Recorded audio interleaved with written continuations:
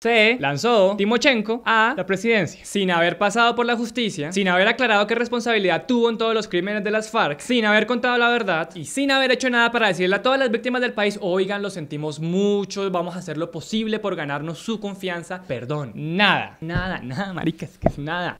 Vale, como aquí somos muy bondadosos, les vamos a mostrar por qué deberían votar por el comandante. Aquí van 10 motivos para votar por Timochenko y las FARC a la presidencia. Primero, los más de 3.000 menores reclutados y decenas de niños asesinados demuestran que su prioridad será la infancia y la adolescencia. Segundo, la voladora de acueductos, unidades militares, oleoductos, torres de energía e iglesias es una muestra clara que este hombre sí sabe qué infraestructura necesita el país. Ojo, Vargallera, que te llegó competencia. Hashtag mejor con Timochenko. Tercero, los tribunales profesionales que se inventaron las FARC para ejecutar a sus propios guerrilleros, algunos de ellos por delitos de lesa humanidad como robarse un cigarrillo o comprarse un dulce sin permiso, son suficiente razón para darnos cuenta que este es nuestro hombre para acabar con la corrupción en la justicia. Cuarto, con Timochenko ahora sí vamos a solucionar el problema de las drogas. Será poner un experto en narcotráfico en el Palacio Nariño. Quinto, ¿quién mejor para repartirles tierras a los campesinos que el mismo hombre que se las quitó? Es que esta pinta de notario tiene. Es que no tiene competencia. Ahora sí se vino la reforma rural. Sexto, como las FARC se han declarado protectoras del medio ambiente, pues razón de más para elegir a Timo. ¿No se acuerdan de cómo él y su guerrilla defendieron la selva, rompiendo oleoductos que derramaron más de 14.000 barriles de petróleo a los ríos y a los manglares en un solo mes? Deberíamos ponerle a todo Tumaco un aviso grande que diga: reserva natural Los Timochencos, sin animales y sin tierras. Séptimo, no despreciemos su conocimiento en economía, porque este tipo sí sabe sobrevivir con el sudor de su frente. Armar pescas milagrosas, extorsionar a los campesinos, ponerles vacunas a las empresas, sacarle una tajada a la minería ilegal y robarse el ganado. ¿Para qué reforma tributaria si con este tipo atracamos de frente? Octavo, nadie más como Timochenko y su guerrilla saben cómo hacer sentir a gusto a un ser humano. De su bondad pueden dar testimonio los cientos de secuestrados, o también les pueden contar las familias de los 36 asesinados en el Club del Nogal, o las de los 11 diputados del Valle, o las de los que murieron en las masacres de Barrancabermeja, Buenos Aires, Cajibío, Urrao, Bojayá, Maicao, Arauquita y otras decenas de municipios. Este tipo se conoce el país de arriba abajo, en la superficie y en el subsuelo. ¿Qué tal esa base electoral que han sembrado? Impecable. Noveno, una característica que nunca estará de más: es que es un estratega ni el berraco. Mejor dicho, Napoleón, y ahí cerquitica,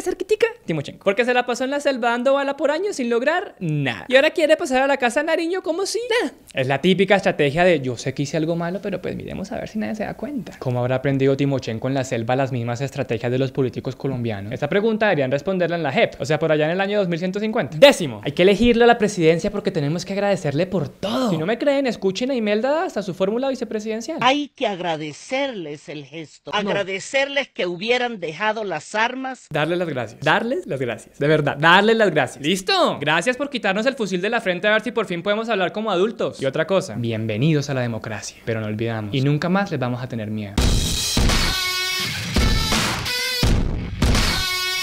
Paulina se fue de vacaciones, entonces yo voy a tener el placer de estar presentando este programa durante este mes. ¿Y si vieron que un grupo de congresistas de la Unidad Nacional se declararon los Pepes? Sí, los Pepes, como los perseguidos de Pablo Escobar, solo que ellos no son los perseguidos por Pablo Escobar, sino son los perseguidos por Palacio y Prada, el secretario de Presidencia. ¿Y saben cuál es la persecución? Que no les quieren dar puesticos para que voten por la paz. Imagínense ustedes, el futuro de Colombia dependiendo de que estos huevones reciban un puesto. Mezquinos.